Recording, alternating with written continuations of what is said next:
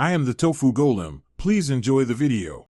In this video, I will show how to remove a Hyundai Veloster battery.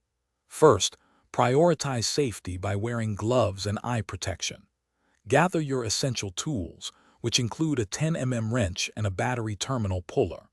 Before starting, make sure your car's engine is completely off and the parking brake is firmly engaged to prevent any accidental movement. This preparation ensures a safe and smooth battery removal process. Now let's disconnect the battery terminals. Always start with the negative terminal, which is usually marked with a minus sign. Use your 10 mm wrench to loosen the nut on the negative terminal. Once loose, carefully remove the negative cable and move it away from the battery. This crucial step prevents accidental short circuits.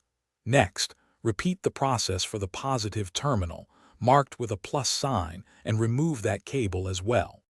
With the terminals disconnected, it's time to remove the battery hold down. This is typically a clamp or strap that secures the battery in place. Locate the bolt or mechanism holding it down and use your wrench to loosen or remove it completely. Once the hold down is free, carefully lift it away from the battery. This step ensures the battery can be safely removed from its tray without obstruction. Now carefully lift the old battery straight out of its tray. These can be heavy, so lift with your legs, not your back. Place the new battery into the tray, ensuring it's oriented correctly. Reattach the hold-down mechanism securely, then connect the positive terminal first, followed by the negative terminal. Double-check all connections are tight.